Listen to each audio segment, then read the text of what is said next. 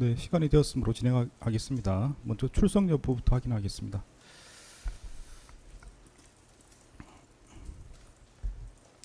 네, 먼저 몇 가지 말씀드립니다.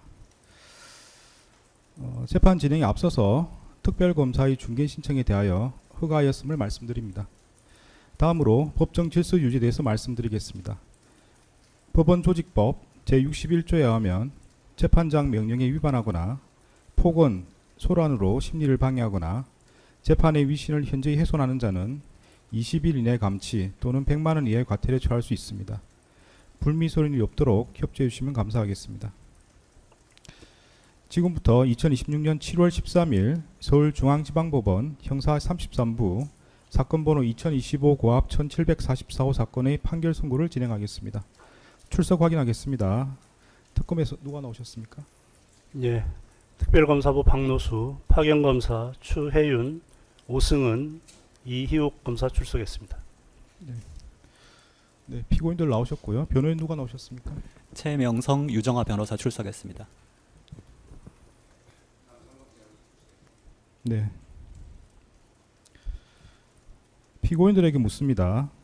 재판 과정에서 피고인들의 주소, 직업, 등록 기준지 등을 확인한 바가 있습니다. 변동사항이 있습니까? 없습니다. 네. 판결 선고 시에는 그 이유 요지를 설명하도록 되어 있습니다. 설명하는 동안 피고인이 서서 그 내용을 듣는 것이 보통이지만 설명에 시간이 많이 걸리는 경우에는 피고인이 앉아서 그 내용을 듣고 있다가 마지막 주문 선고 시에만 서 있게 됩니다. 이 사건의 경우 이유 요지 설명에 시간이 많이 걸릴 것으로 보이므로 피고인은 자리에 앉아서 그 내용을 듣고 있다가 마지막 주문 선고 시에 자리에서 일어서기 바랍니다.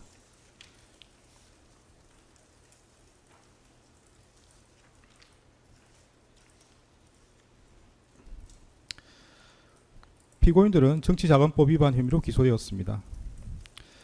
참고적으로 피고인 윤석열은 2026년 7월 9일 특수공무집행 방해죄 등에 대하여 대법원 확정 판결을 받은 바 있으나 이 사건 정치자금법 위반 혐의는 관련 규정에 따라 분리 선고하여야 하므로 위 확정 판결은 이 사건 판단에 영향을 미치지 않습니다. 이 사건 공소 사실의 요지는 다음과 같습니다. 피고인 명태균은 2021년 6월 26일부터 2022년 3월 2일까지 사이에 합계 1억 5,840만 원 상당의 공표용 여론조사 총 36회를 실시하고 2021년 8월 13일부터 2022년 3월 8일까지 사이에 합계 1억 1,600만 원 상당의 비공표용 여론조사 총 22회를 실시한 다음 건무렵 위 여론조사 결과를 언론을 통하여 공표하거나 피고인 윤석열, 김건희 또는 국민의힘 관계자에게 전달하는 등의 방법으로 피고인 윤석열과 김건희에게 합계 2억 7,440만 원 상당의 여론조사를 무상으로 제공하였으며 피고인 윤석열과 김건희는 이와 같은 여론조사를 무상으로 받았다. 이로써 피고인 윤석열은 김건희와 공모하여 정치자금법이 정하지 아니한 방법으로 피고인 명태균으로부터 정치자금을 기부받고 피고인 명태균은 정치자금법이 정하지 아니한 방법으로 피고인 윤석열, 김건희에게 정치자금을 기부하였다는 것입니다. 이러한 공소사실에 대하여 피고인들은 다투고 있습니다. 먼저 이 사건 공소 제기가 부적법하다는 주장을 살펴봅니다.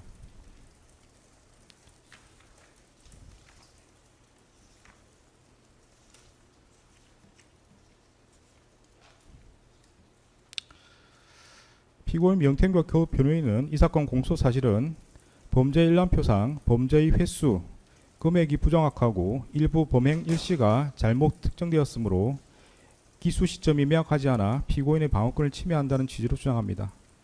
그런데 공소 사실의 기재는 범죄의 일시, 장소와 방법을 명시하여 사실을 특정할 수 있도록 하여야 하고 범죄의 일시는 이중 기소나 시효에 저촉되지 않는 정도로 기재하면 되는 것입니다. 특별검사는 각 여론조사 결과 보고서 등 객관적인 증거를 기초로 범죄의 일시, 횟수, 금액을 명시하여 공소를 제기하였고 이 사건 공소장 범죄 일람표에 기재된 범죄의 일시, 횟수, 금액은 다른 사실과 식별할 수 있을 정도로 특정되어 있으므로 피고인 명태균의 방어권 행사에 지장을 줄 정도로 공소 사실이 특정되지 않은 경우에 해당한다고 할 수 없습니다. 따라서 피고인 명태균과 그 변호인의 위 주장은 받아들이지 않습니다. 이와 관련하여 피고인 명태균과 그 변호인은 이 사건 공소 사실의 범행 일시는 여론조사의 실시일이 아니라 제공일로 특정되어야 함에도 이 사건 공소장에는 실시일만 기재되어 있어 범행일시를 특정하지 아니한 것으로 봐야 한다는 취지로 주장합니다. 그러나 앞서 본 바와 같이 범죄 일시는 이중 기소나 시효에 저촉되지 않는 정도로 기재되는 것이고, 이에 더하여 여론조사의 특성에 비춰보면 공표형 여론조사는 공포일을, 비공표형 여론조사는 실시를 각 기재하여 특정할 수 있다고 보이므로 위 주장도 받아들이지 않습니다. 피고인 명태균과 그 변호인은 이 사건 공소 사실 중 김건희에게 제공된 여론조사와 관련된 부분은 이미 기소되어 재판 중인 김건희의 서울중앙지방법원 2025 고합 1223호 사건과 동일하여 중복 기소에 해당하므로 형사소송법 제327조 제3호에 따라 공소기각 판결을 선고해야 한다고 주장합니다. 이중기소란 같은 피고인에 대하여 동일한 사실로 다시 기소하였음을 뜻하는 바, 특별검사가 피고인 윤석열 부부를 정치적 공통죄로 주장한 것을 두고 이들을 동일인으로 간주하여 공소를 제기하였다거나 이들이 공동전범을 넘어 동일인으로 간주된다고 볼 수는 없습니다. 공범인 김건희에 대한 서울중앙지방법원 2025 고합 1223호 사건의 공소사실과 피고인을 달리한 이 사건 공소사실이 동일하다고 볼 수 없으므로 이 사건 기소는 중복기소에 해당하지 않습니다. 따라서 위 주장도 받아들이지 않습니다.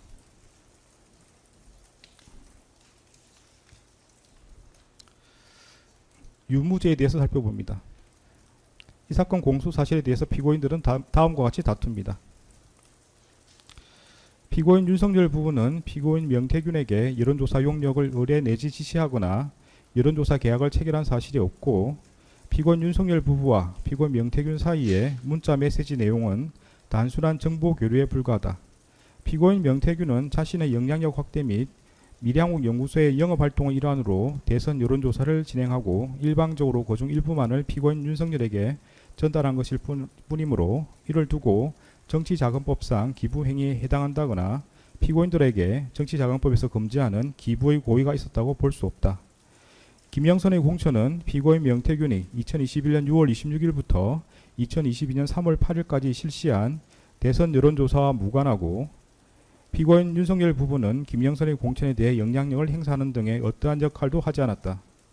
국민의힘 공천관리위원회는 토론과 투표를 거쳐 김영선을 후보로 선출하였고, 외부에서 김영선의 공천을 강제했음을 확인할 수 있는 자료는 없다. 특별검사가 강혜경이 작성한 대선 조사 비용 집계표를 근거로 산정한 여론조사의 경제적 가치는 신빙성이 없다 라고 주장합니다. 또한 피고인 명태균과 그 변호인은 추가적으로 다음과 같이 주장합니다.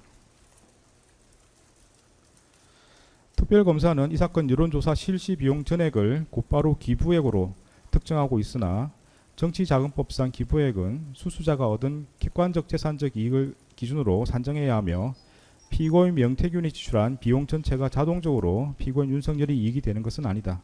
즉, 여론조사 업체가 내부적으로 지출한 인건비나 여론조사 비용은 공급자의 사정일 뿐, 이를 활용하지 않거나 요청하지 않은 피고인 윤석열에게 그 금액만큼의 가치가 기속되었다고 볼 수 없다. 그런데 공표형 여론조사의 경우 언론사를 통해 그 결과가 일반 대중에게 공개되는 점을 고려하면 그 결과가 제공되었다고 하여 피고인 윤석열에게 재산상 이익이 기속되는 것으로 평가하는 것은 부당하고, 비공표형 여론조사 또한 피고인 윤석열에게 제공되어 선거 전략 수립 등에 실질적으로 활용됐다는 점이 증명되지 않는 이상 그 비용 전액이 피고인 윤석열에게 재산상 이익으로 기속되고 볼 수 없다. 또한 이 사건 여론조사 중 일부는 김건희에게만 전달되었는 바, 이는 피고인 윤석열이 인지하지 못한 상태에서 그 배우자가 단순히 정보를 수령한 것에 불과하므로 피고인 윤석열 부부 사이에 의사의 결합이 있었다고 볼 수 없고, 김건희는 정치자금법상 정치활동을 하는 자에 해당하지 않으므로 피고인 명태균이 김건희에게 여론조사 결과를 전달한 행위는 정치자금법상 기부행위가 되지 않는다라고 주장합니다.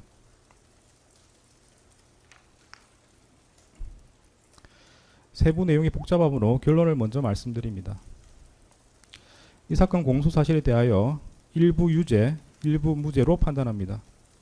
유죄로 판단하는 부분은 피고인 윤석열 또는 김건희가 피고인 명태균으로부터 여론조사 결과를 전달받은 총 14회 여론조사에 한하여 유죄로 인정하고, 이러한 14회 여론조사와 관련한 재산상 이익은 특별검사가 주장하는 금액에는 미치지 못하는 합계 2,792만 7,200원이라고 판단합니다. 이 사건 공소 사실 중 유죄 부분을 벗어나는 부분은 무죄로 판단합니다.